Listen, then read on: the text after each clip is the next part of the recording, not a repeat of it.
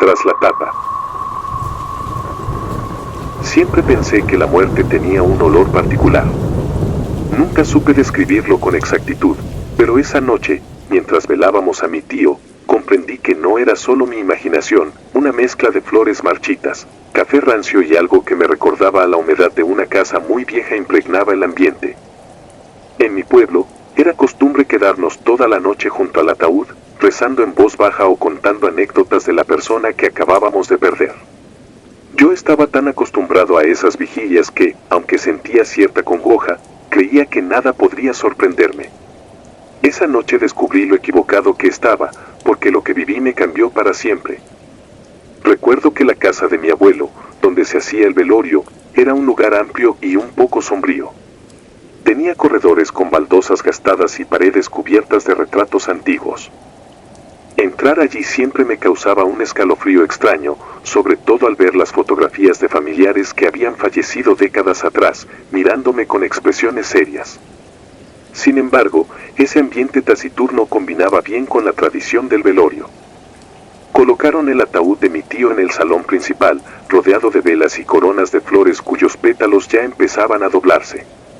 La gente entraba en silencio, ofrecía sus respetos y se acomodaba en las sillas dispuestas alrededor, a la espera de que la noche transcurriera. Se oía un murmullo suave de oraciones, suspiros y llantos contenidos. Los mayores siempre contaban que uno velaba al muerto para acompañarlo en su último tránsito, para evitar que su espíritu se quedara solo. Mi abuela hablaba de la necesidad de que hubiera alguien despierto en todo momento, sosteniendo una vela, para que ninguna fuerza maligna pudiera apoderarse del cuerpo. Nunca le di demasiado crédito a esas historias, pero esa noche empecé a entender por qué persistían esas creencias. A medida que avanzaba la madrugada, el lugar se fue sumiendo en un silencio casi total. Algunos familiares cabeceaban en sus sillas, otros dormían con la barbilla apoyada en el pecho.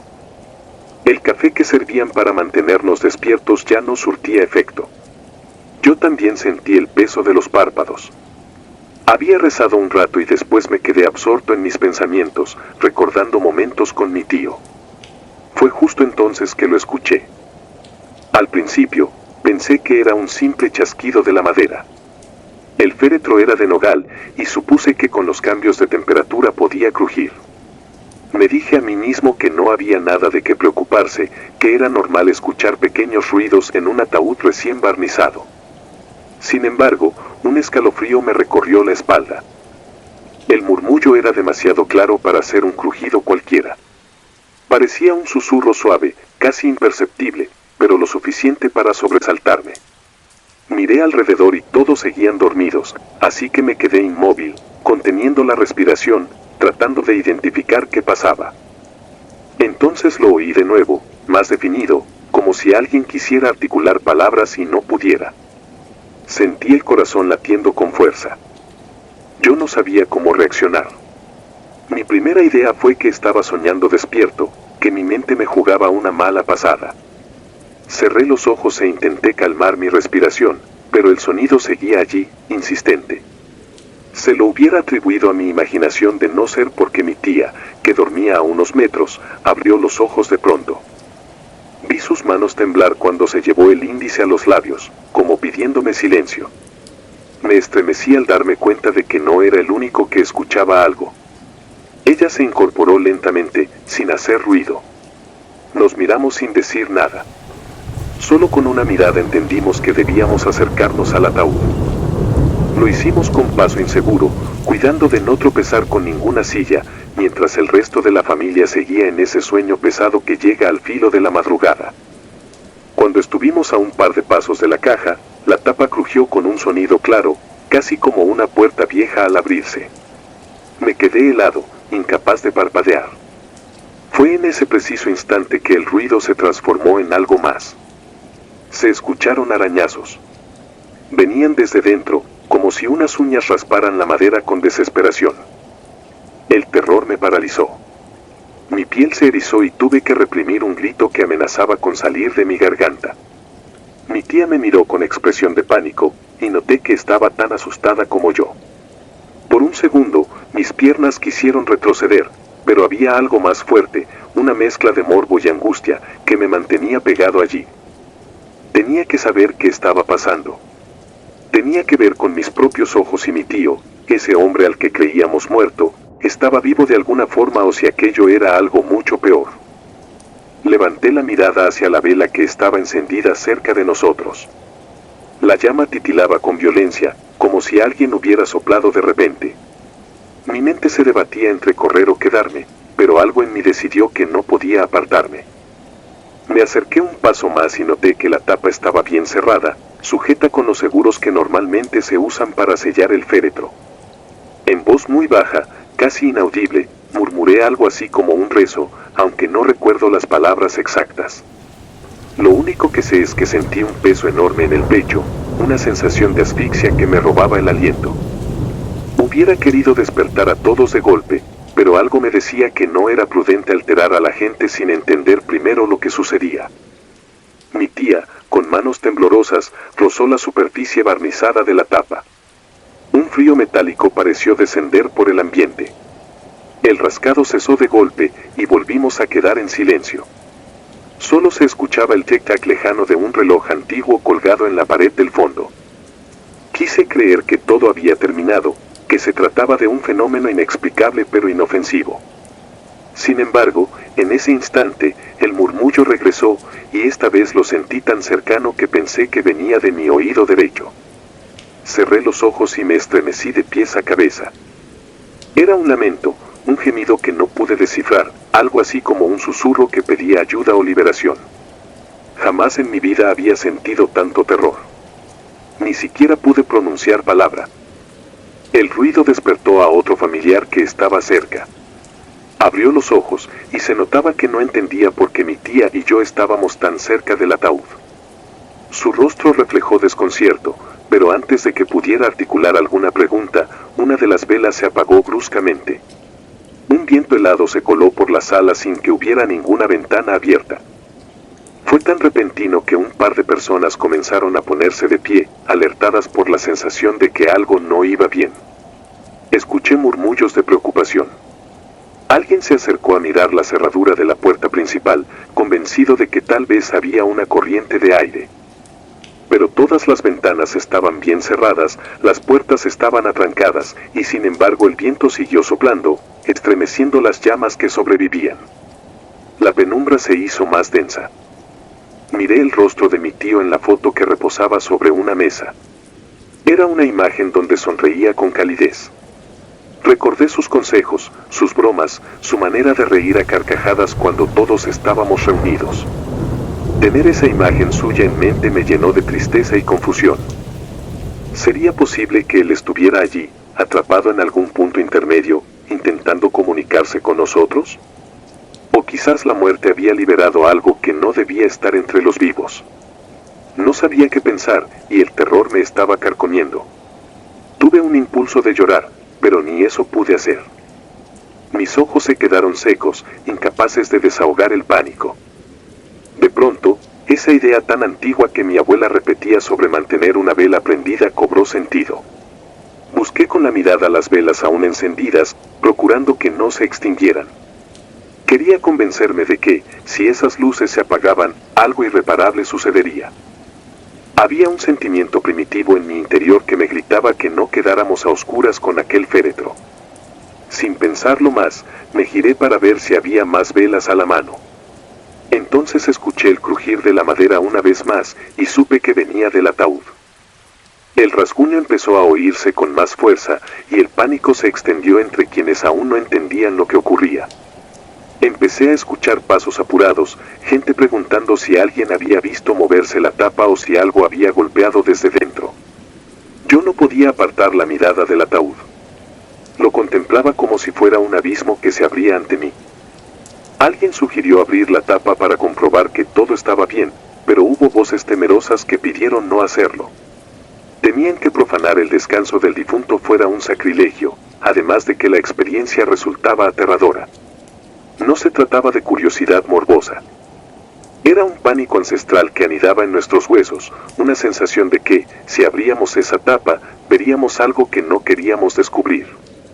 El ambiente se cargó de tensión.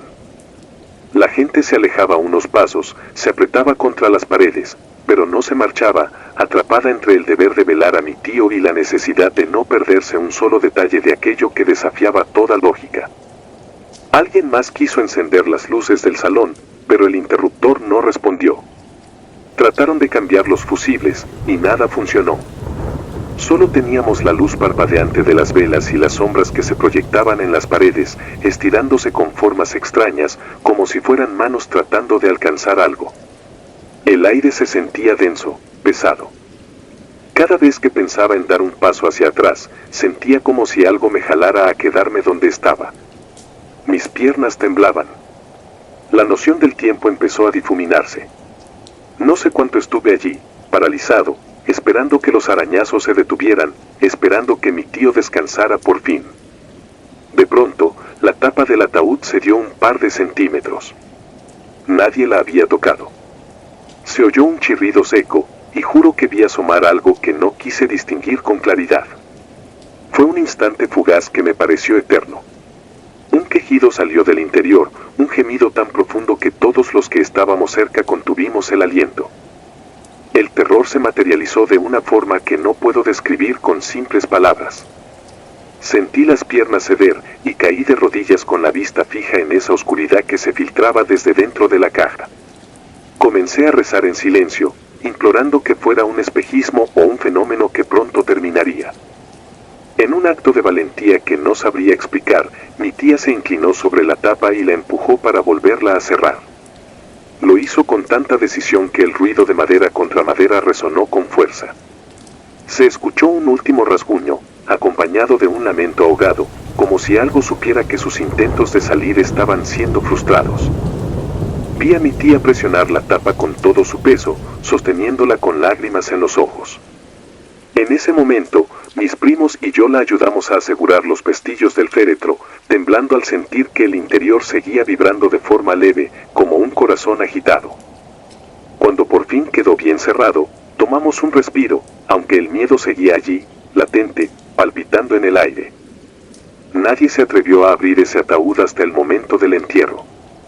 Durante las horas que restaban de la madrugada, todos permanecimos despiertos, aferrados a las velas y rezando. Los arañazos no volvieron a escucharse, pero la tensión no desapareció. No sabíamos qué hacer ni qué pensar. Algunas personas sugirieron llamar a las autoridades, pero otros dijeron que sería una locura, que nadie nos creería. Permanecimos en un silencio cargado de supersticiones hasta que empezó a aclarar el cielo.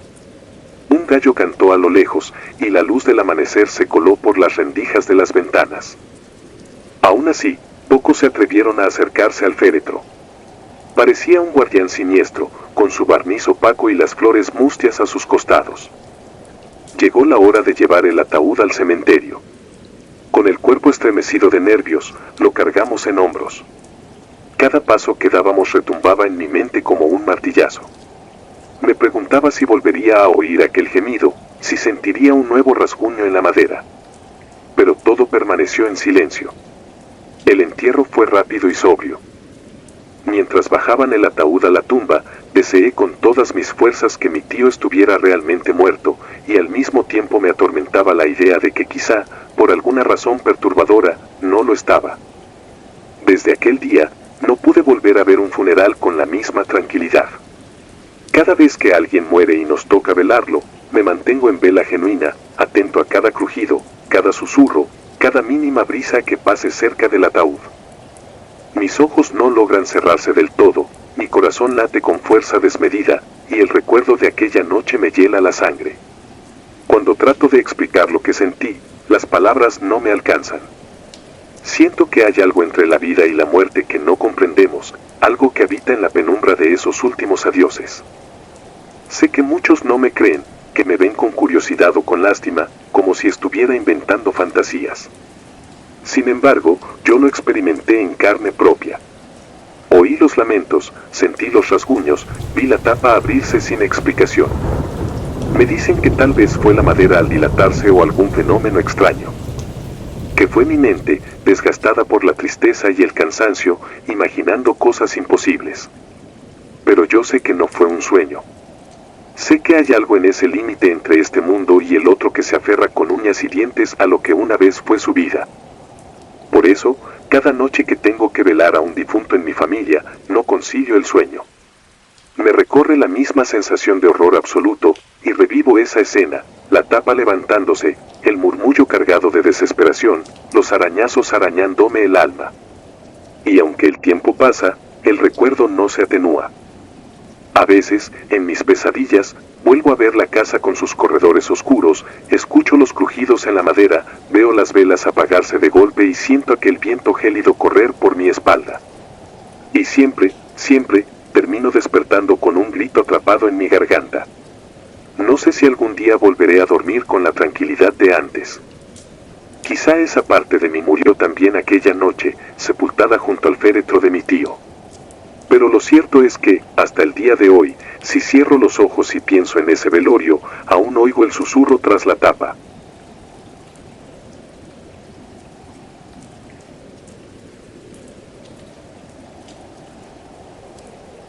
Suspiros velados. A veces pienso que aquella noche marcó el inicio de mis pesadillas más reales. Me acostumbré a ver funerales en mi pueblo, porque la gente muere y se la vela en la casa familiar, rodeada de vecinos que rezan y murmuran. Sin embargo, había algo distinto en aquel funeral del que hablaré. Algo opresivo que flotaba en el ambiente, como si las paredes hubieran absorbido un miedo antiguo y estuvieran a punto de liberarlo en cualquier momento.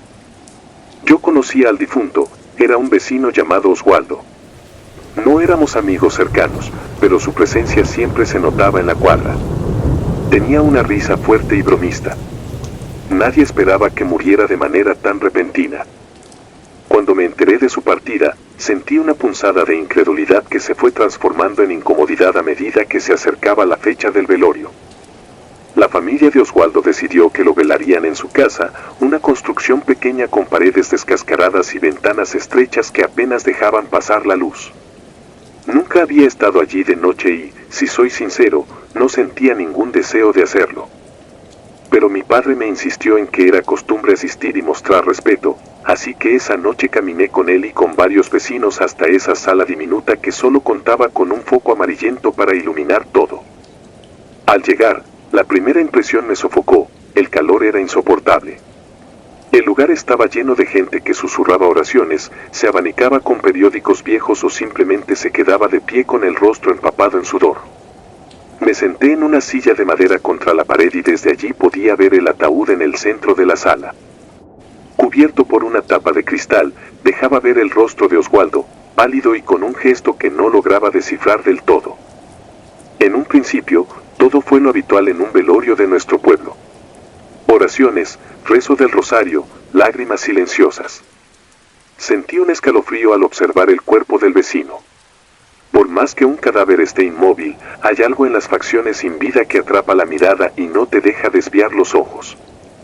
Noté que la viuda de Oswaldo, una mujer de mediana edad con el rostro desencajado, se paseaba de un lado a otro en un silencio inquebrantable.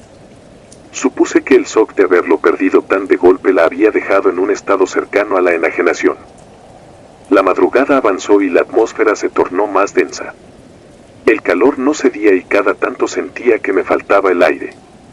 Varias personas empezaron a salir al pequeño patio que daba a la parte trasera de la casa para respirar mejor. Yo seguía allí, sin atreverme a apartarme de la pared, rodeado de murmullos y oraciones que se confundían en mi mente. Fue entonces cuando ocurrió lo que aún no logro borrar de mis pensamientos. Durante el funeral de un vecino, la familia decidió hacer un velorio tradicional en su casa. La sala era pequeña y el calor sofocante. En algún momento de la madrugada, cuando el cura rezaba, el cuerpo en el ataúd se movió. Fue un movimiento leve, pero suficiente para que algunos gritaran. Dijeron que fue un reflejo muscular, pero cuando la viuda se acercó a arreglarle el cabello, se escuchó un suspiro que salió de su boca. Yo fui testigo de ese instante. Escuché con mis propios oídos aquel leve suspiro, como si alguien que duerme profundamente soltara un último aliento antes de despertar. El cura se detuvo en seco y la viuda retrocedió, asustada, llevándose una mano al pecho. Fue tal el impacto que a muchos se nos heló la sangre. Recuerdo que casi tropecé con la silla cuando me levanté de un salto. Varios vecinos corrieron a rodear el ataúd para tratar de entender lo que estaba pasando. Alguien gritó que tal vez Oswaldo seguía con vida, que lo habían declarado muerto por error. Pero el médico, que también estaba presente, negó con la cabeza. Sostuvo que había examinado el cuerpo antes y no había duda de su fallecimiento. El cura apenas se atrevió a retomar el rezo. La gente se miraba entre sí con una mezcla de pánico y desconcierto. Algunos comentaban que era normal que el cuerpo pudiera contraerse por espasmos post-mortem, pero ese suspiro, ese sonido tan humano e inconfundible, ¿cómo se explicaba? Traté de recobrar la calma y me senté nuevamente, obligado por mi padre, quien me sujetó del brazo para que no me dejara llevar por el miedo. Pero yo seguía mirando el rostro de Oswaldo a través del cristal. Se me antojó que, en lugar de estar inmóvil, había un leve temblor en sus labios. Era una impresión fugaz, quizás un truco de la luz o de mi imaginación, pero me mantuve en vela, alerta a cualquier otro indicio de movimiento. El rezo continuó, y la madrugada se hizo más profunda. En el silencio de la sala, solo se escuchaban las voces rezando el Padre Nuestro o el Ave María, pero mi atención estaba puesta en cada sonido que pudiera provenir del ataúd. En un par de ocasiones me pareció oír un crujir proveniente del interior, como si el cuerpo se acomodara. Miraba a mi padre, pero él no reaccionaba, absorto en la oración. Me dije que quizás solo era mi mente jugándome una mala pasada. La tensión no disminuyó, al contrario, cada segundo se hacía más insoportable. La viuda de Oswaldo se acercó de nuevo al ataúd. Tenía la mirada perdida, como quien busca una explicación en el rostro inerte de su ser amado. Con una mano trémula, retiró la tapa de cristal para arreglarle el cabello, el mismo que momentos antes había intentado acomodar cuando se escuchó aquel siniestro suspiro. Yo contenía la respiración, temiendo que algo más ocurriera. Durante unos segundos, nada pasó, y sentí un ligero alivio. Sin embargo, apenas ella retiró la mano, percibí un suave chirrido, como si la mandíbula de Oswaldo se moviera. La mujer debió haberlo oído también, porque dejó escapar un sollozo y retrocedió, abrazada a su cuñada. El cura alzó la voz para pedir serenidad. Aún así, algunos vecinos decidieron marcharse, incapaces de seguir lidiando con esa atmósfera opresiva. Cada vez éramos menos en la sala, y yo deseaba con fervor salir corriendo, pero no me atrevía a desobedecer a mi padre. Me di cuenta de que él también estaba muy nervioso, aunque se esforzaba por mantener la compostura. A medida que la noche avanzaba, fui testigo de sucesos que, en otra situación, habría negado. Los ventiladores, instalados para mitigar el calor, de pronto dejaron de funcionar sin razón aparente. El aire se volvió denso como un vapor pesado, y había un olor extraño que no podía identificar, un aroma a flores marchitas, mezclado con algo semejante al formol, pero más penetrante. Mi cabeza empezó a dar vueltas, quizá por el cansancio o por la impresión de estar ante algo que no comprendía. Hubo un momento en que me pareció ver una sombra pasar detrás del ataúd.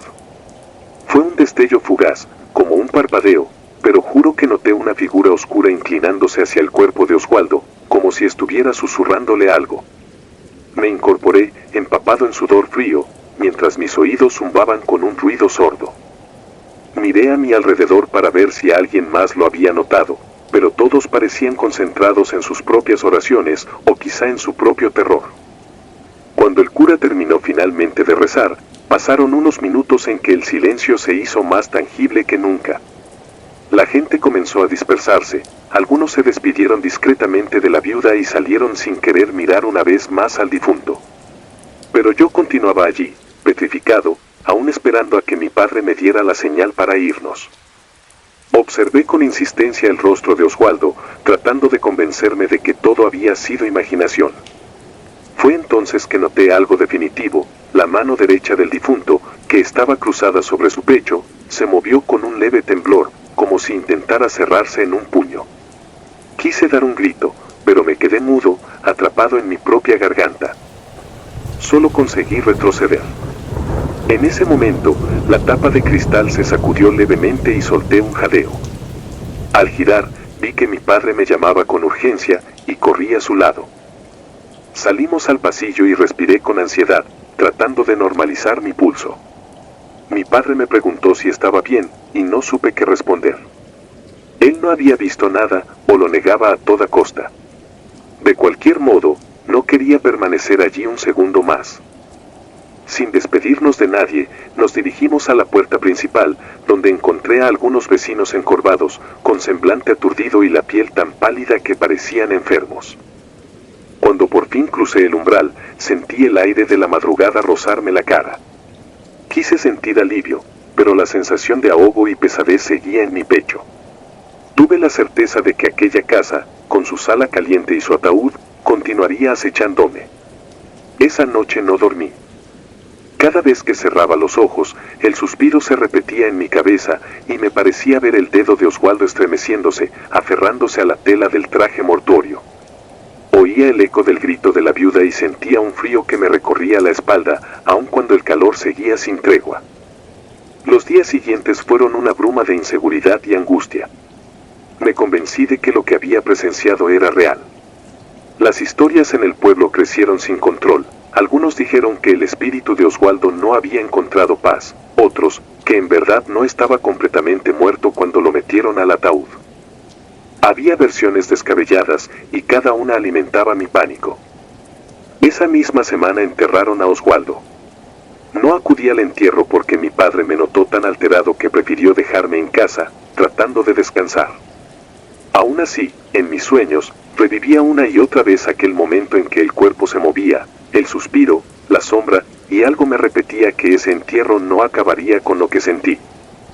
La noche posterior al sepelio, escuché pasos en el corredor de mi casa, pero cuando encendí la luz, no había nadie. El silencio me oprimió el pecho y comencé a rezar, rogando que aquello que fuera que había despertado en el velorio no viniera a buscarme. Intenté recuperar mi rutina, pero algo en mi interior seguía encendido. Una mañana, por curiosidad malsana, me acerqué a la casa donde velaron a Oswaldo. Las ventanas estaban cubiertas con cartones y la puerta principal tenía un candado viejo. Pregunté a un vecino y me contó que la viuda se había ido de viaje para no pasar más noches en ese lugar. Al parecer, oía ruidos que no la dejaban dormir, golpes en la pared y pasos que recorrían la sala a la misma hora en que el cuerpo de su esposo dio aquel suspiro la noche del velorio. Desde entonces, evito pasar cerca de esa casa. Prefiero dar un rodeo largo, porque cada vez que me acerco, siento una especie de murmullo en mi cabeza, como si la oscuridad de aquella sala pequeña siguiera viva, anhelando otra vigilia. De vez en cuando, en mis sueños, vuelvo a ver el rostro de Oswaldo. Sus labios se mueven en un susurro ininteligible y su mano trata de alzarse para sujetarme. No sé si es la culpa o el terror lo que me persigue, pero no he podido sacudirme la sensación de que algo quedó inconcluso aquella noche.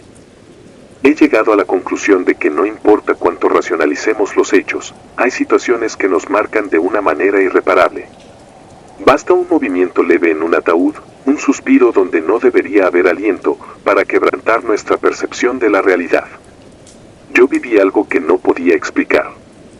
Y tal vez esa imposibilidad de encontrar una respuesta es lo que alimenta mis pesadillas. Hasta el día de hoy, no hay noche en que no recuerde el calor asfixiante, la gente amontonada rezando, y ese sonido, ese suspiro que nadie esperaba oír. Quizás sea la advertencia de que a veces, entre la vida y la muerte, hay un espacio donde las almas todavía pueden pronunciar su último lamento. O puede que todo haya sido un reflejo post-mortem. Pero, en lo profundo de mi mente, sé que lo que oí no fue un simple espasmo. Lo sentí tan real como la sangre que late en mis venas. Y, a pesar de que el tiempo transcurre, sigo despertando con el sobresalto de escuchar ese aliento que provenía del más allá. Ya no sé si alguna vez podré dormir sin pensar en esa noche funesta. Y, cada vez que veo un ataúd, no importa en qué funeral sea, me pregunto si quizás el cuerpo que yace dentro todavía guarda algo de aliento, esperando el momento de hacernos saber que la muerte no es un final tan silencioso como creemos. Nupcias eternas. No sé cuándo dejé de sentir el paso del tiempo, pero juro que desde aquel día algo cambió para siempre dentro de mí. Era una mañana cargada de bruma y ansiedad. Todavía recuerdo el olor a flores marchitas mezclado con el tenue perfume que solía usar Lidia, mi prometida. Lidia murió la misma tarde en que íbamos a casarnos. Un accidente absurdo en la carretera, una vuelta mal calculada y un camión que apareció de pronto, arrebatándole la vida. Esa imagen se ha vuelto un eco permanente en mi mente. Nos conocimos 4 años antes, y desde el inicio supe que ella era especial, su sonrisa, su forma de ver el mundo, esa manera de aferrarse a la vida con una alegría inquebrantable. Nunca pensé que me tocaría participar en el funeral de la mujer que estaba a punto de convertirse en mi esposa. Y aún así, ahí me vi, sentado en la primera fila, con un traje negro que se sentía como una prisión. Todo transcurrió rápido, las llamadas, los arreglos, la familia que voló de un lugar a otro. El sopor de la tragedia se extendía sobre nosotros como un manto insoportable. Aquella iglesia parecía más fría que de costumbre, y aunque los ventanales dejaban pasar tímidos rayos de sol, la sensación de penumbra se aferraba a cada rincón. El ataúd de Lidia estaba colocado frente al altar, adornado con lirios blancos, sus flores preferidas. Yo apenas distinguía las formas, como si mis ojos se negaran a entender que dentro de esa caja, inerte, se hallaba el cuerpo de la mujer con quien soñé envejecer. Sentía la garganta seca y los latidos de mi corazón golpeando con fuerza, recordándome que aún estaba vivo. Algunos familiares y amigos se acercaban a darme el pésame, pero no lograba escuchar sus palabras. Mi mente solo repetía la escena del accidente, como un disco rayado. Un sonido de llantas, el crujir del metal, el grito ahogado de Lidia. Después, nada. Silencio. Sordera. Un abismo en el que caía sin descanso. Cuando terminaron las oraciones y el sacerdote pronunció su última bendición, llegó el momento de trasladar el féretro al cementerio. Me puse en pie para seguir el cortejo, sintiendo que mis piernas eran de plomo. El trayecto duró apenas 15 minutos, pero se sintió interminable.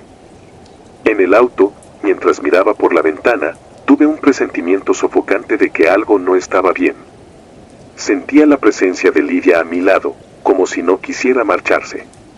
Pero no era una sensación reconfortante, sino algo que me provocaba escalofríos. Me repetía que era el dolor, la negación, la manera en que mi cabeza intentaba aferrarse a la idea de su existencia. Pero, en el fondo, percibía un murmullo agónico, un grito atrapado en la distancia que me llamaba por mi nombre. Al llegar al camposanto, el ambiente era aún más pesado. Los cipreses se alzaban, oscuros y callados, como testigos mudos de historias trágicas que allí se sepultaron. Nos dirigimos a la capilla pequeña donde darían la despedida final. Pude ver el rostro de la madre de Lidia, demacrado y sin fuerzas. Mi familia tampoco hallaba consuelo. Me acerqué al ataúd para un último adiós antes de que lo cerraran definitivamente. No tuve valor de tocarla, simplemente contemplé su semblante pálido y sereno, con un velo blanco que le cubría parcialmente el rostro.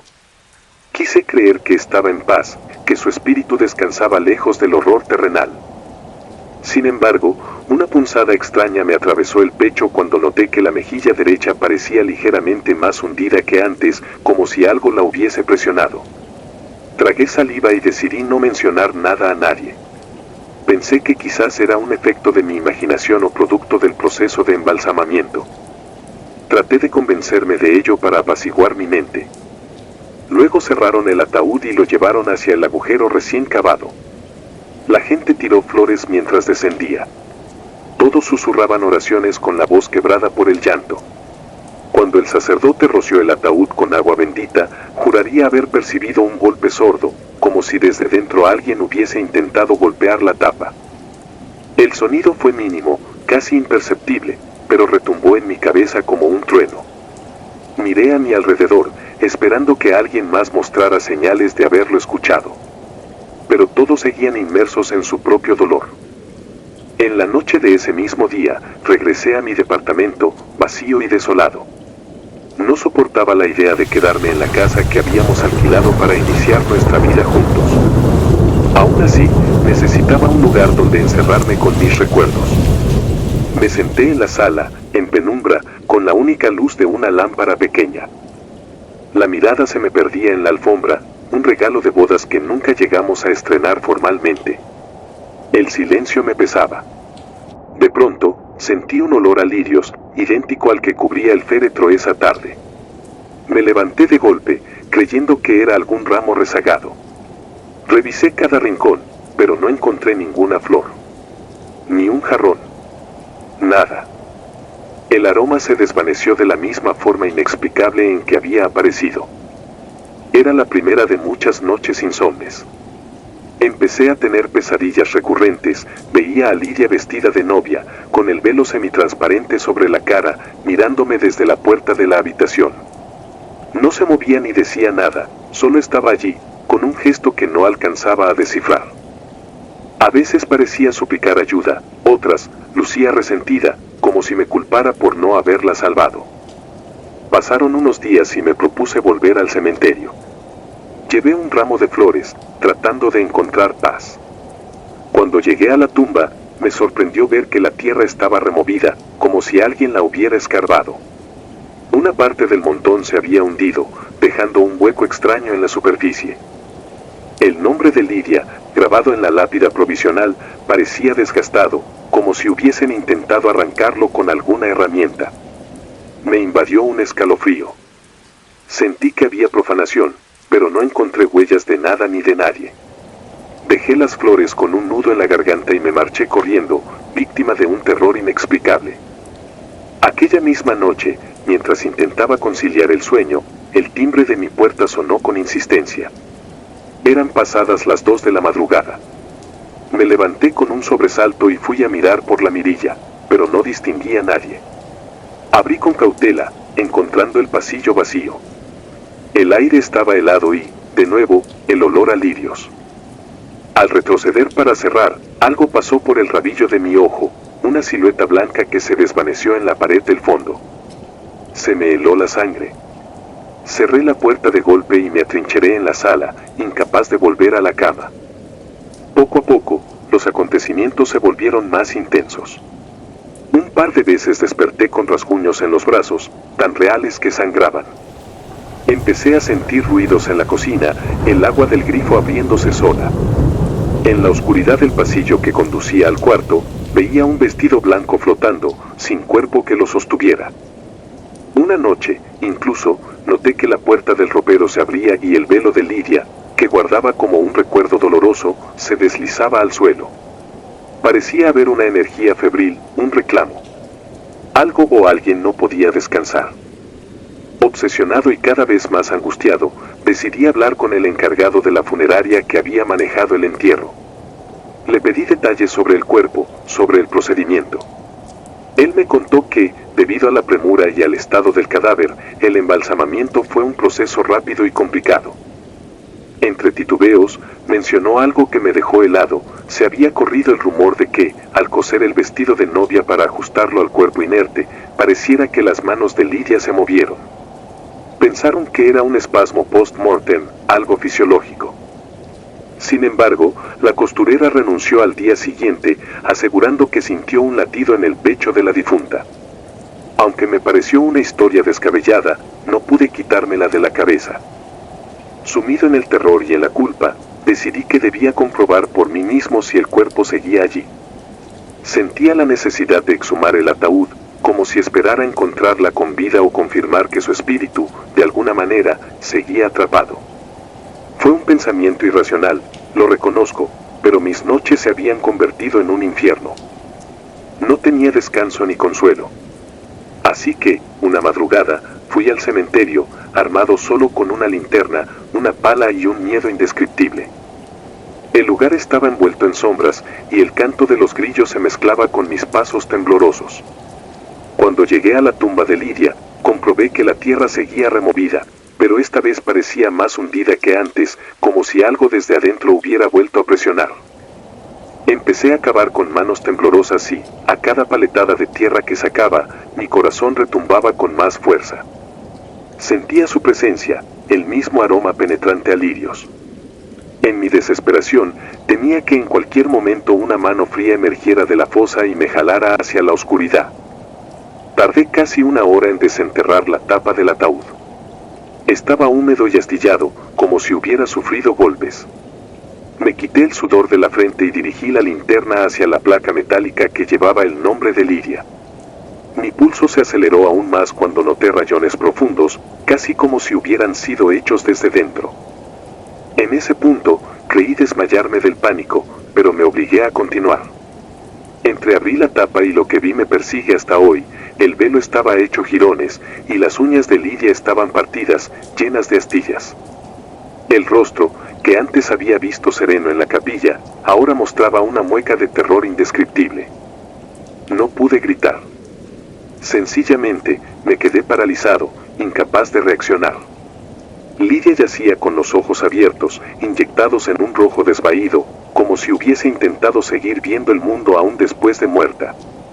Su cuerpo parecía retorcido, un gesto macabro de resistencia. Pero lo peor fue notar sus labios entreabiertos, con restos de tierra en la comisura, como si hubiese mordido desesperadamente el interior del ataúd. Mis lágrimas brotaron sin freno, y mi mente, desbordada, quiso aferrarse a la idea de que nada de esto era real. De pronto, sentí un roce helado en mi hombro.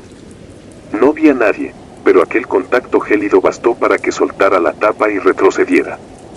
Mi única reacción fue escapar, dejando el féretro medio abierto en aquella tumba profanada. Corrí sin mirar atrás, oyendo un latido hueco, un ruido que se asemejaba a un llanto agónico retumbando en el aire. Juraría haber escuchado mi nombre, un susurro que me perseguía entre las lápidas. A día de hoy, no sé si lo que viví fue producto del dolor y la culpa, o si realmente Lidia no estaba preparada para partir. Cada vez que cierro los ojos, veo sus manos arañando el interior del ataúd, su rostro desencajado y esos ojos abiertos, clamando por un rescate que nunca llegó. Y me atormenta la certeza de que, quizás, en algún lugar, sigue vagando su alma inquieta, buscando las nupcias que el destino le arrebató. Yo no he vuelto a ser el mismo. Y cada anochecer, cuando el silencio inunda cada rincón, percibo su presencia a mi lado, como un recordatorio infinito de que no quiso irse, y tal vez nunca lo hará.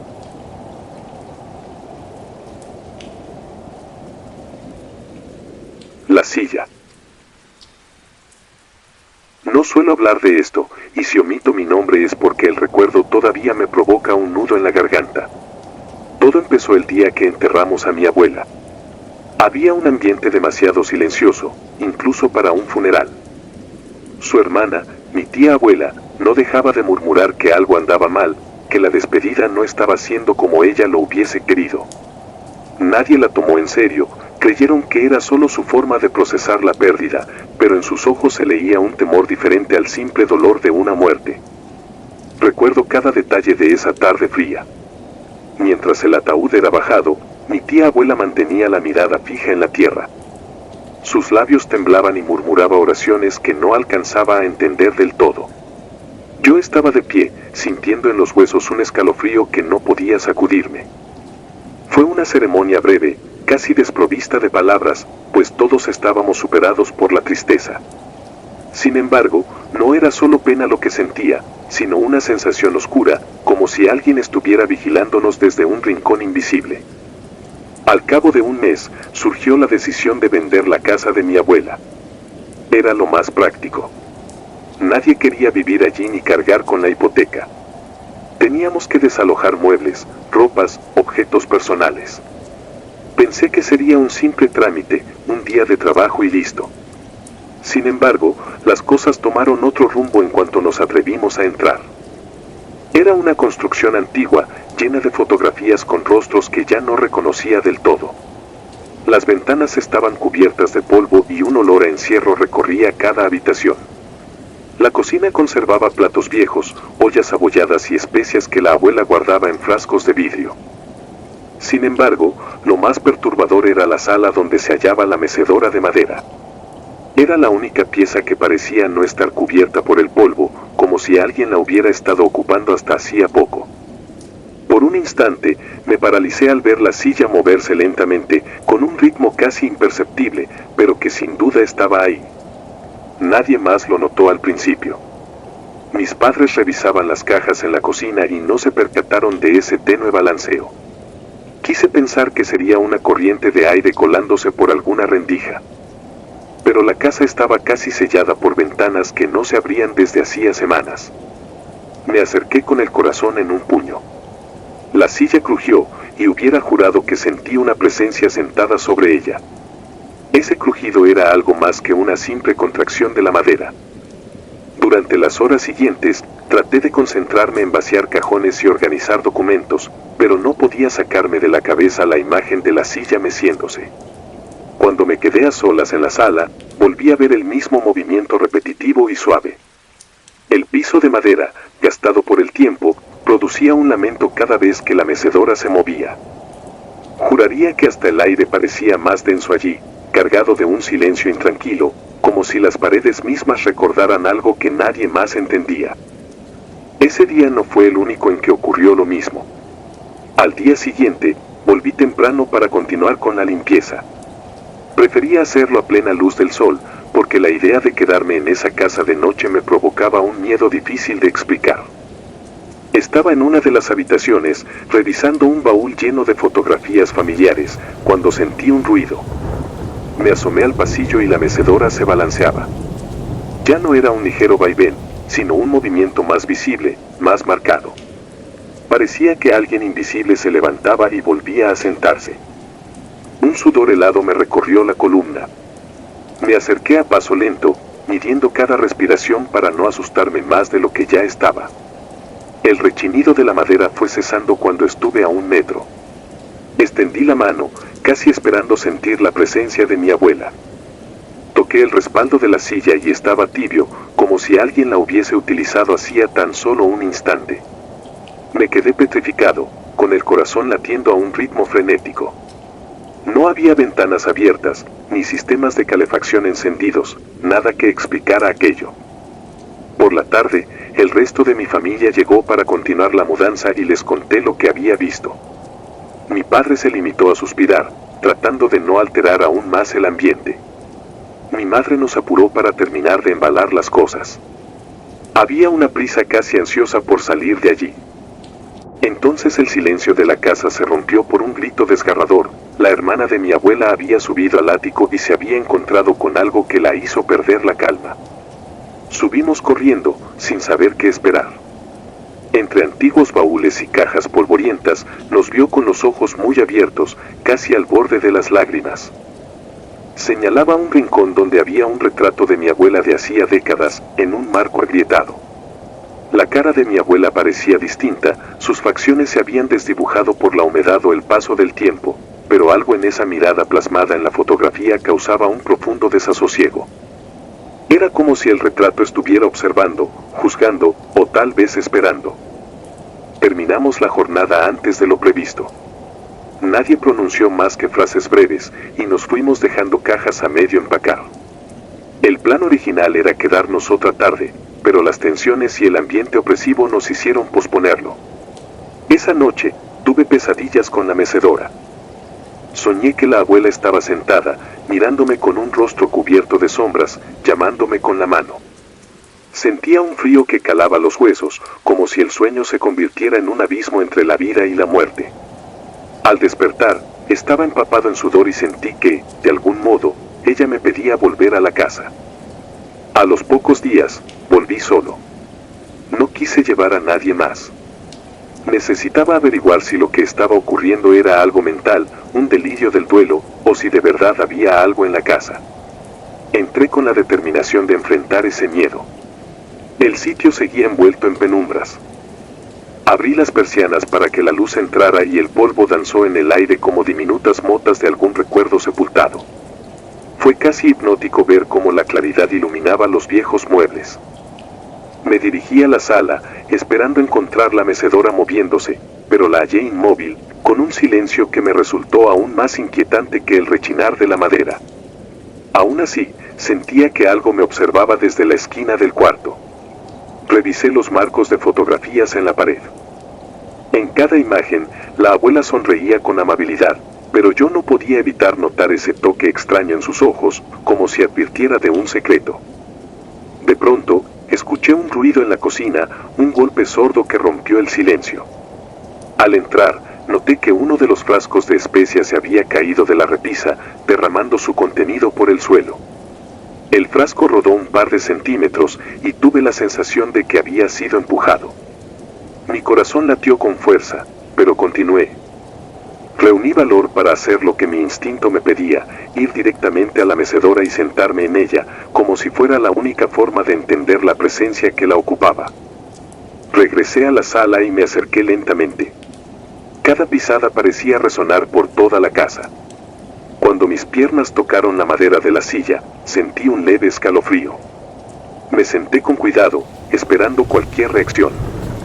Al principio, nada. Era como si el tiempo se hubiese congelado. Cerré los ojos, tratando de percibir algo más allá de mi respiración. Entonces sentí un suave movimiento, casi imperceptible, que fue incrementando su vaivén hasta hacerse más claro.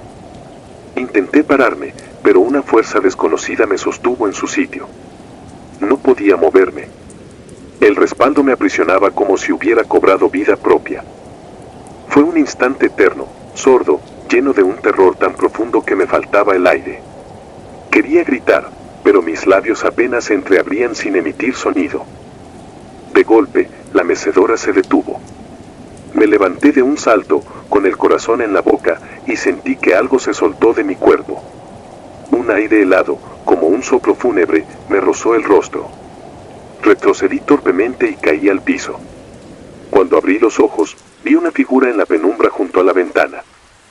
Era alta, tenue, más sombra que persona, pero su contorno se asemejaba al de mi abuela. No vi su rostro con claridad, solo escuché una especie de sollozo. Luego se desvaneció como si nunca hubiera estado allí. Me temblaban las piernas y mis manos sudaban de puro pánico. Sentí un pinchazo de dolor en el pecho, como si mi corazón estuviera a punto de quebrarse de miedo. Logré salir de la casa corriendo. Afuera, el sol parecía indiferente a mi terror. Tuve que apoyarme en la puerta para evitar caer. Respiré hondo, tratando de recobrar la calma. Desde ese momento, comprendí que la venta de la casa no sería algo sencillo. Me atreví a suponer que mi abuela no quería irse de allí, que su espíritu estaba aferrado a ese lugar donde pasó sus últimos días y, de algún modo, no nos perdonaba haberla sepultado tan rápido, sin escuchar las advertencias de su hermana. Esa misma noche, le conté a mi familia lo que me había pasado. No lo hice con detalles, solo dije que sentía que algo no estaba bien. Mi padre decidió que lo mejor era deshacerse de la mayoría de los muebles. Pensaba que, si vendíamos la mecedora por separado, tal vez todo ese ambiente siniestro desaparecería. No tuve fuerzas para discutir, y en el fondo lo deseaba también, pues no soportaba la idea de volver a ver esa silla moverse sola. Acordamos volver una última vez, todos juntos, y cerrar ese capítulo para siempre. A la mañana siguiente, ingresamos a la casa por última vez. Algo parecía haberse apoderado de las paredes.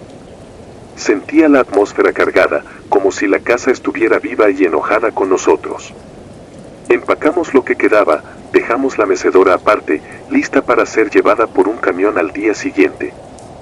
Justo antes de salir, mi tía abuela se detuvo en la sala y susurró algo que no alcancé a oír claramente. Sus ojos estaban llenos de lágrimas. Apenas la escuché soltar un perdón, y en su rostro se dibujó una expresión de resignación. Cerré la puerta y el sonido resonó como un trueno en mis oídos. Desde entonces no duermo bien. Cada vez que el viento sacude las ventanas de mi cuarto, imagino el rechinido de la mecedora. A veces me sorprende un escalofrío al pensar que ella, mi abuela, no encontró la paz que buscaba en su despedida. Hay noches en las que cierro los ojos y me parece escuchar un crujido a mi lado, un leve vaivén que me recuerda esa presencia imposiblemente real. Me pregunto si al desprendernos de la casa, de la mecedora y de sus recuerdos, le negamos un último adiós que tanto insistía en manifestar. Quizá la muerte no sea el final cuando se deja algo pendiente en el lugar que habitamos. Quizá algunos lazos no se rompen con la tierra arrojada al ataúd y permanecen ahí, atrapados en el silencio de las paredes y en la madera que nunca deja de moverse. No sé si podré olvidar el tacto frío que sentí en aquella silla, ni el rostro difuminado que me observó desde la penumbra. Solo sé que cada vez que escucho el crujir del viento o un ligero rumor en la noche, recuerdo ese murmullo escalofriante y una sensación de ojos fijos que me vigilan. He intentado convencerme de que todo fue producto de mi mente agotada, del estrés y la tristeza, pero la realidad se impone en mi memoria con demasiada nitidez. Sé que todo ocurrió, que fue muy real, tan real que me persigue incluso ahora, en cada sueño y en cada silencio repentino. He aprendido, con el peso de esta vivencia, que hay fuerzas que no entendemos y que a veces permanecen en los rincones de nuestras casas, esperando, acechando. Mi abuela y su silla parecen estar ligadas por un vínculo que desafía la lógica. A veces siento culpa por haber ayudado a sacarla de aquel lugar en el que posiblemente se sentía viva, pese a estar muerta. Pero ya es demasiado tarde para los arrepentimientos. Cierro los ojos y ruego, en silencio, que el espíritu de mi abuela encuentre la paz que no le supimos dar en su funeral. Y aunque me avergüence decirlo, aún tiemblo al recordar ese crujir, esa mecedora moviéndose sin nadie a la vista. Prefiero guardar mi nombre en el anonimato. El miedo sigue ahí, rondando cada pensamiento, y no quiero que mi historia se convierta en la comidilla de nadie. Solo sé que no volveré a pisar esa casa, ni soportaría verla habitada por extraños que no tienen idea de lo que ocurrió en su interior. Ojalá nunca descubran el horror que yo sentí. Lo único que deseo ahora es no soñar más con esa figura, con ese peso invisible que me mantuvo clavado a la madera, como si la muerte se aferrara a la vida con un susurro imposible de ignorar.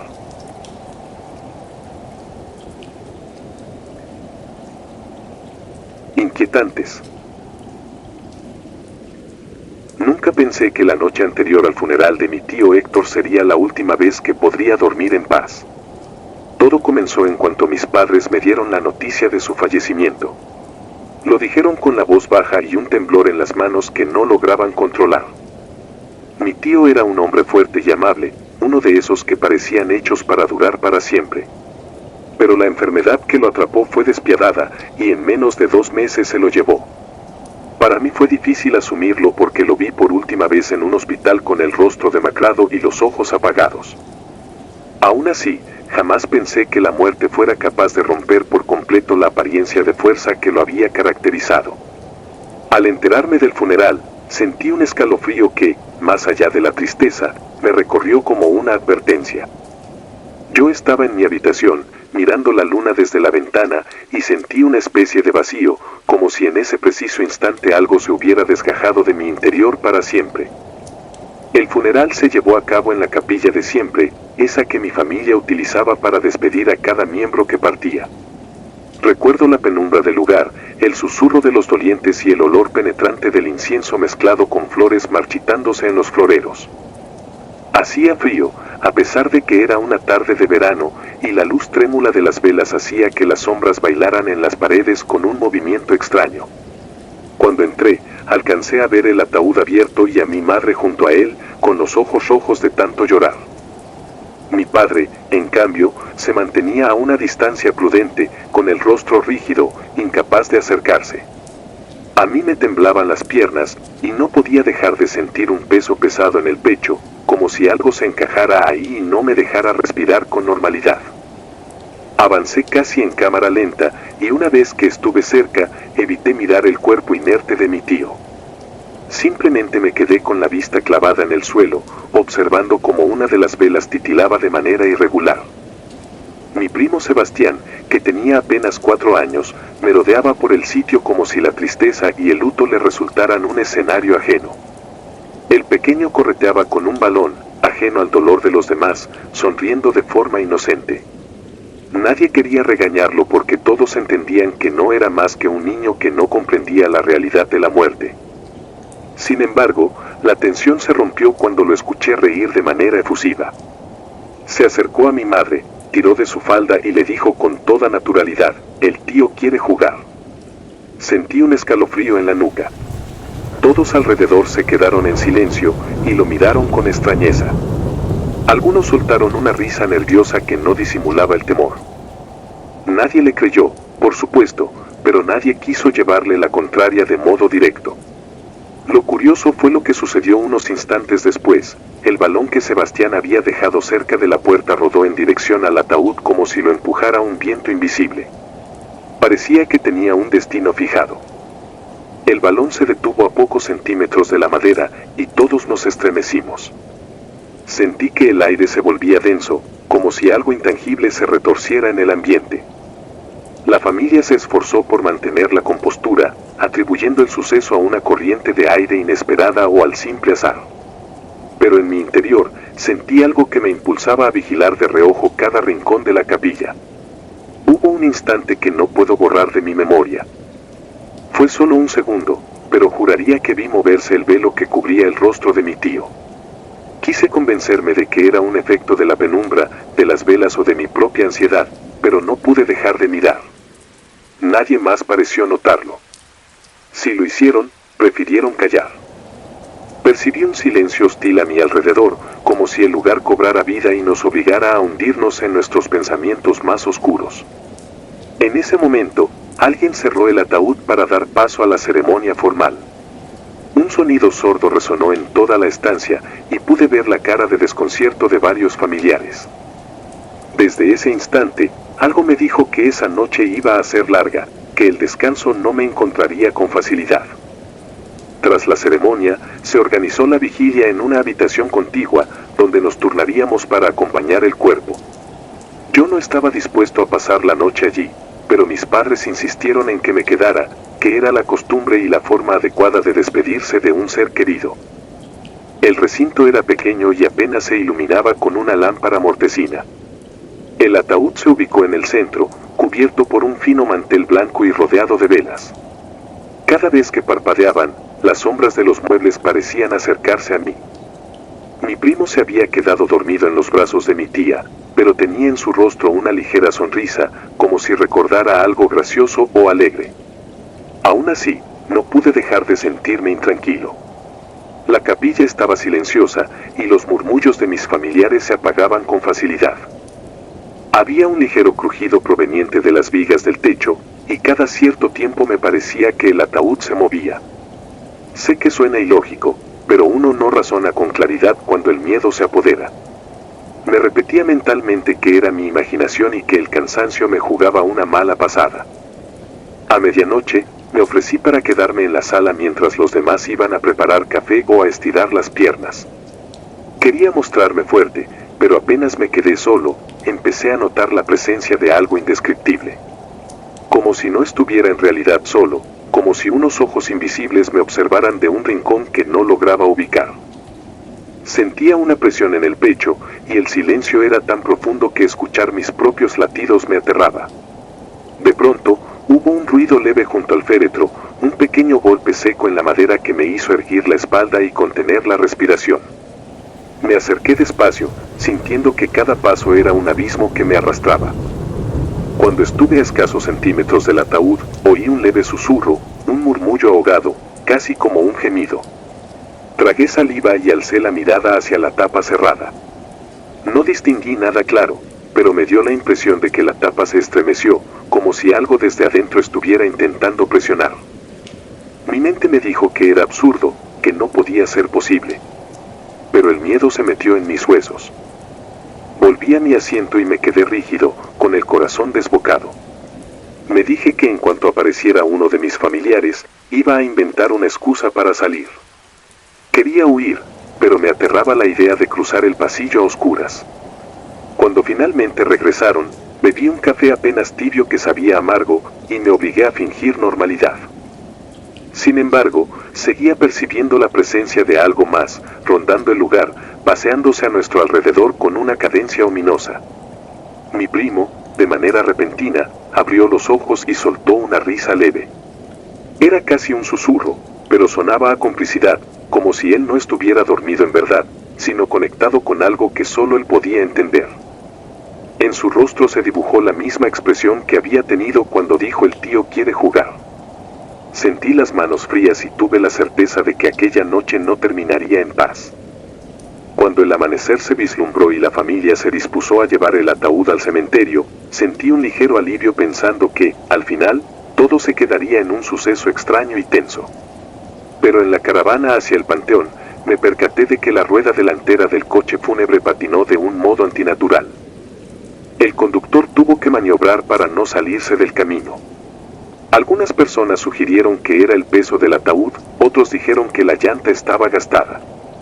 Aún así, yo tuve la impresión de que algo no quería que nos fuéramos de allí. En el entierro, las paletadas de tierra sonaban huecas.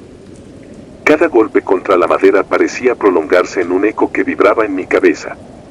Me recordaba al sonido que escuché la noche anterior, aquel golpeteo desde dentro, como si alguien reclamara atención. Al echar el último puñado de tierra, mi madre lloró con desesperación y todos coincidieron en que el duelo era muy doloroso. Pero yo solo pensaba en ese susurro que había sentido, en la inocente voz de mi primo, en la pelota que rodó sola. Regresé a casa convencido de que esa noche por fin descansaría. Sin embargo, apenas crucé la puerta, noté que en un rincón de la sala se encontraba el balón de mi primo, el mismo que habíamos visto rodar hacia el ataúd. Me pregunté cómo había llegado hasta allí, pero no me atreví a tocarlo. Tuve un presentimiento, aquella pelota simbolizaba algo que no encontraba explicación, un hilo invisible hacia la presencia de mi tío o hacia algo más siniestro que se escondía tras la inocente apariencia de un juego. Intenté dormir, mas en mitad de la noche desperté con el corazón a punto de salírseme del pecho. Escuché un golpe en la puerta de mi cuarto, como si alguien la hubiese empujado con cuidado. Encendí la luz y no vi a nadie, pero el balón se hallaba en el pasillo, detenido frente a mí. Quise gritar, pero la voz se me quedó atrapada en la garganta. Comprendí entonces que, de alguna manera, aquello no había terminado. La siguiente semana viví con un miedo constante, esperando que algo imposible sucediera en cualquier momento. Y sucedió, una madrugada creí sentir pasos en el techo. El crujido era similar al que escuché en la capilla, pero con un matiz aún más ominoso. Me levanté a revisar y noté que mi ventana estaba entreabierta. Cuando intenté cerrarla, sentí un aire gélido que me heló las manos.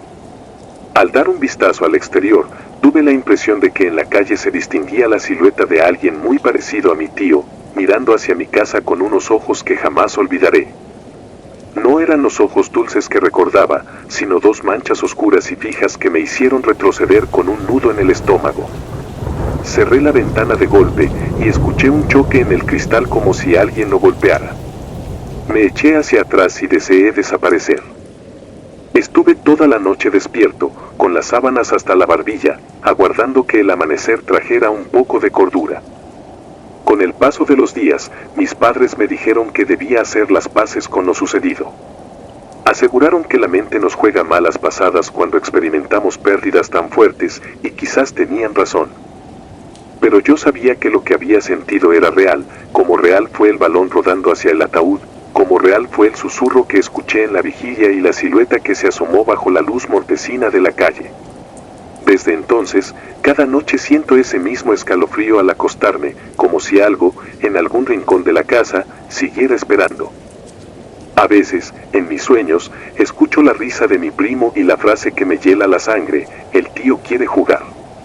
Y entonces me encuentro en la capilla, frente al féretro, con las velas parpadeando y las sombras danzando.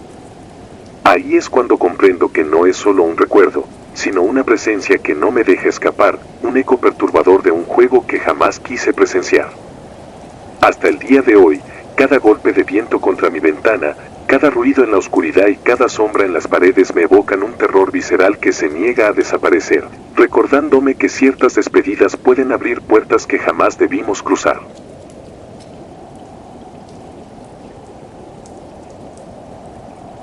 El último lamento.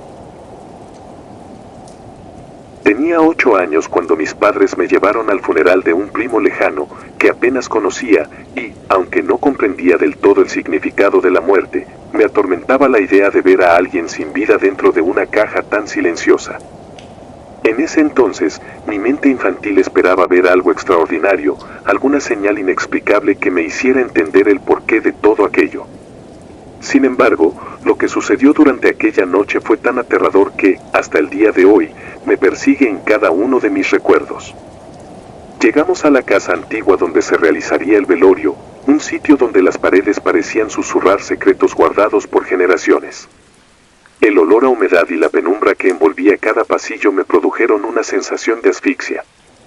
Me aferraba a la mano de mi madre mientras nos recibía un tío con rostro apagado y ojos hundidos, quien me guió hasta una amplia sala en la que el féretro, cubierto por un velo gris, reposaba en medio de cirios palpitantes. El murmullo de los asistentes, mezclado con el crujir de las tablas bajo nuestros pies, me provocó una inquietud difícil de describir. Sentía un frío que calaba mis huesos y que me mantenía en constante sobresalto. Mi padre, serio y pálido, me invitó a acercarme para ver a mi primo por última vez. Me asomé con cautela, esperando encontrar un semblante sereno, pero su rostro me pareció tenso, como si no estuviera del todo en paz. Mis manos sudaban y un nudo se formó en mi garganta. La gente oraba en voz baja, murmuraba plegarias y trataba de consolar a la familia, pero había algo que rompía la tranquilidad de aquella sala. Un silencio amenazante flotaba en el aire, un vacío inquietante que se hacía más intenso a medida que transcurría el tiempo. Cuando llegó la medianoche, un llanto comenzó a escucharse dentro de la sala. Al principio fue un gemido suave, casi imperceptible, que se confundía con el crujir de las velas o el roce de la ropa contra las sillas, pero creció hasta volverse el sollozo más desconsolado que haya escuchado jamás. Mi primer pensamiento fue que se trataba de un bebé extraviado en la multitud. Sin embargo, no había ningún niño presente además de mí y un par de primos adolescentes. El semblante de todos cambió de inmediato. Nadie podía explicarse el origen de aquel lamento. Una de mis tías cubrió su boca y miró con horror hacia el féretro, sintiendo, al igual que los demás, un escalofrío que recorría cada rincón de la estancia. Mi abuela fue la primera en romper el silencio. Sosteniendo un rosario entre los dedos, susurró con los labios temblorosos que ese llanto pertenecía a mi primo, que todavía no aceptaba que se había ido. Nadie se atrevió a debatir sus palabras. El miedo era palpable en cada mirada, en cada respiración contenida y en cada paso que dábamos tratando de alejarnos de la caja fúnebre, aunque la sala no ofrecía más que sombras y rincones que parecían acecharnos en secreto. Recuerdo que algunos parientes insistieron en llamar a un sacerdote, mientras otros propusieron que nos marcháramos de inmediato.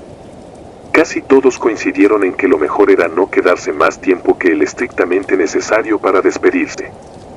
Fue una decisión difícil, pues la tradición dictaba que el cuerpo debía velarse hasta la madrugada, pero la angustia superaba la devoción y, con el corazón encogido, muchos comenzaron a retirarse. Mis padres y yo nos quedamos un poco más, en parte por respeto y en parte porque todavía no asimilábamos el terror que nos envolvía. No sabía que podía empeorar la situación, pero mi curiosidad infantil me llevó a querer descubrir lo que estaba ocurriendo. Me temblaban las piernas, mis dientes rechinaban casi sin darme cuenta, y mi madre me sujetaba del hombro con tanta fuerza que sentía los dedos clavados en mi piel. Por un momento deseé, con desesperación, marcharme, volver a la seguridad de mi habitación y taparme con mis mantas hasta olvidar aquel sollozo inhumano que resonaba en mi cabeza. No obstante, algo dentro de mí necesitaba entender, necesitaba comprobar si de verdad había algo que se negaba a abandonar esa casa. Conforme la noche avanzaba, el llanto cesaba por momentos, pero jamás desaparecía del todo. Parecía desplazarse de un rincón a otro, como si algo invisible caminara por la sala llorando su propio entierro. En algún instante, cuando quedaban muy pocos familiares alrededor, volví a mirar el rostro de mi primo. Noté que su piel se veía más pálida que antes, casi cenicienta, y sentí que sus ojos, a pesar de estar cerrados, me observaban con rencor y aflicción. El ambiente se volvió irrespirable y empecé a sudar helado. Mis padres también se inquietaron y mi madre quiso irse, pero mi padre, tratando de ser respetuoso, sugirió quedarnos otro par de horas, solo para acompañar un poco más a mi abuela, que se negaba a abandonar a su nieto. Un momento después, cuando el reloj marcó la 1 de la madrugada, escuché pasos en el corredor. Casi no había luces en la casa, salvo las llamas parpadeantes de algunos cirios y la penumbra de las lámparas viejas. La puerta principal estaba abierta de par en par, pero nadie entraba ni salía. Cada vez que se oían esos pasos, el llanto volvía a resonar entre las paredes, en un eco sofocado que se repetía hasta volverme loco. Quise alertar a mi padre, pero mis palabras se ahogaron al ver que él también estaba pálido, mirando hacia los pasillos con pavor. La abuela, concentrada en su rosario, apretaba los ojos como si esperara una aparición aterradora. De pronto sentí un roce en mi hombro, un toque que me erizó la piel. Volteé temblando y no vi a nadie. Lo siguiente que escuché fue una respiración detrás de mí, un leve suspiro que me heló la sangre. Casi podía sentir la presencia de alguien parado a mi lado, pero no había nada allí, solo un vacío demasiado real. Mi madre me pidió que no me moviera, que siguiera a su lado, pero en ese instante ya no pude contener las lágrimas. El llanto lejano parecía conectarse con mi propio llanto, sintiendo que un lazo oscuro nos unía a esa presencia que no se resignaba a desaparecer. Pasaron los minutos con una lentitud agonizante y, en un impulso, decidimos marcharnos. Creo que todos habríamos corrido de no ser por el miedo que nos paralizaba. Quisimos despedirnos rápidamente de la abuela, pero la encontramos rezando en un rincón, tan pálida como una estatua. Casi no podía pronunciar palabra. Algún pariente la sostuvo del brazo, y en ese preciso instante, desde el féretro, resonó un crujido, como el golpe sordo de algo que se moviera dentro. El viento pareció extinguir algunas velas y la oscuridad se apoderó de gran parte de la habitación. Solo pude ver de reojo cómo la tapa del ataúd se estremecía. Y allí supe que nunca olvidaría este momento, porque, incluso sin creer en historias paranormales, estaba presenciando algo que desafiaba toda lógica. Salimos de la casa como pudimos. Recuerdo que mi padre tropezó y mi madre me empujó para avanzar más rápido. El llanto seguía resonando, pero ahora se oía como un lamento mezclado con furia, algo que me perforó el cerebro y me llenó de un terror más allá de lo soportable. Aún podía sentir esa mano invisible aferrándose a mi hombro, intentando arrastrarme de vuelta a la sala para enfrentar ese horror infinito. Al llegar a la calle, un aire helado nos recibió, con un silencio casi sepulcral. Nadie se atrevía a alzar la voz. Ni siquiera mis padres tenían ánimo de hablar. Estábamos consternados y perplejos. La semana siguiente me la pasé con fiebre en cama, envuelto en pesadillas donde revivía ese llanto y, peor aún, veía como el rostro de mi primo se alzaba entre las sombras. Me despertaba gritando en medio de la noche, convencido de que algo caminaba por mi habitación, que su mano fría me rozaba los pies o que una presencia se sentaba en mi cama. Quería pensar que era solo la impresión de lo vivido, pero por las mañanas encontraba mis sábanas en el suelo y arañazos en la pared que no sabía explicar. Mis padres no podían ignorarlo, me miraban con preocupación e intentaban calmar mi mente con supuestas explicaciones racionales de la situación. Sin embargo, su mirada delataba el mismo miedo que me consumía. Mis días se convirtieron en una sucesión de sobresaltos y escalofríos. Todo parecía volverse hostil a mi alrededor. La casa crujía más de lo normal, las sombras se movían cuando no debía haber nadie, y el goteo de un grifo lejano se transformaba en un murmullo incomprensible, como si alguien recitara mi nombre con un tono lastimero. Quise contarle a mi madre acerca de esas visiones, pero me pedía que me calmara y no alimentara mis fantasías. Yo asentía, aunque sabía que lo que escuchaba no era un producto de mi imaginación.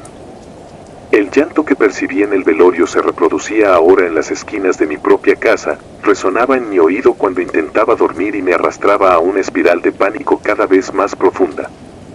Una noche no pude más y me levanté de la cama temblando, decidido a acabar con mi propio temor. Salí al pasillo con una linterna pequeña que me había regalado mi padre y avancé hacia la sala, donde el silencio era tan denso que parecía envolverme. Descubrí la silueta de algo que se movía en el rincón, una forma vagamente humana, inmóvil, grisácea, que parecía sostener entre sus manos un rosario similar al de mi abuela. Cuando dirigí la luz hacia ese espectro, lo vi desaparecer en un parpadeo, como si se deshiciera en el aire. Dejó tras de sí un lamento suave, idéntico al que me taladraba la memoria desde aquella noche fatídica en el funeral. Corrí de vuelta a mi habitación con el corazón a punto de estallar.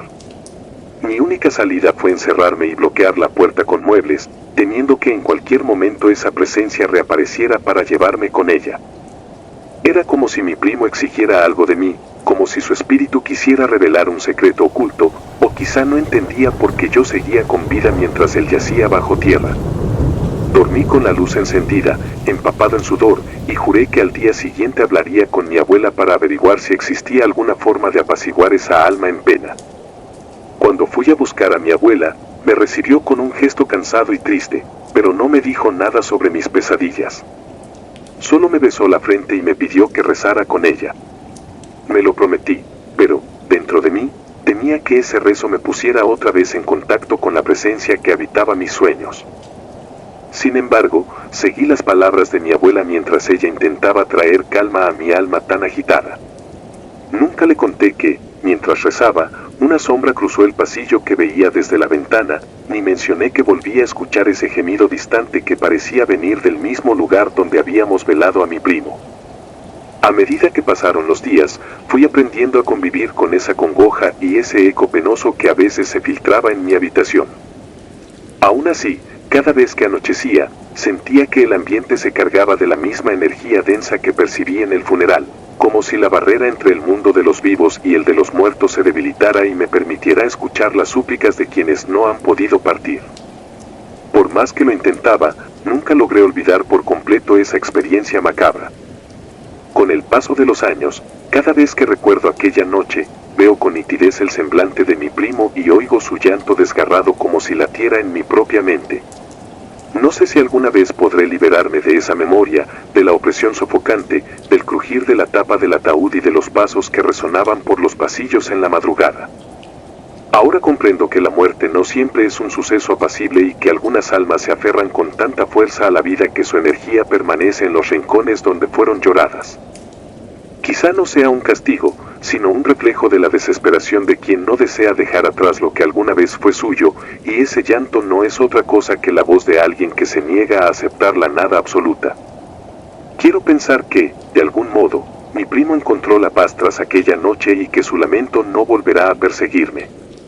Sin embargo, en cada funeral al que asisto, cuando la noche cae y la gente se retira con los ojos llenos de lágrimas, no puedo evitar prestar atención a los sonidos que flotan en el aire. Temo escuchar otro sollozo que me devuelva a mi infancia, que me haga sentir nuevamente esa mirada invisible en mi espalda. Me aterra la idea de que alguien más se quede atrapado en un limbo de confusión y dolor, llorando por no saber que ya no pertenece a este mundo. Cada vez que cierro los ojos para dormir, revivo esos instantes en la vieja casa, contemplando el féretro gris, las velas agonizantes y el lamento sobrenatural que impregnaba las paredes. Me digo a mí mismo que todo fue un producto de mi imaginación infantil, que el sonido provenía de otro lugar, quizá del viento, quizá de un animal extraviado, pero mi corazón, acelerado y ansioso, se niega a creerlo. Por más tiempo que pase, siento que esa noche no ha terminado, que en cualquier segundo volveré a oír el crujir de la madera y el llanto sofocado de un ser que no se resigna a desaparecer del todo. Y así vivo, con la huella de aquel funeral grabada en mis huesos, esperando que, al final, el recuerdo se debilite lo suficiente como para permitirme dormir tranquilo, sin el temor de que un nuevo llanto irrumpa en la oscuridad de mi cuarto para recordarme que, a veces, la muerte no es el final, sino el comienzo de un tormento que trasciende la tumba.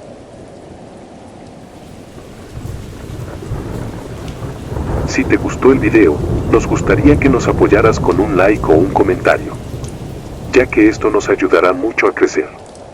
Nos vemos el próximo video. Saludos.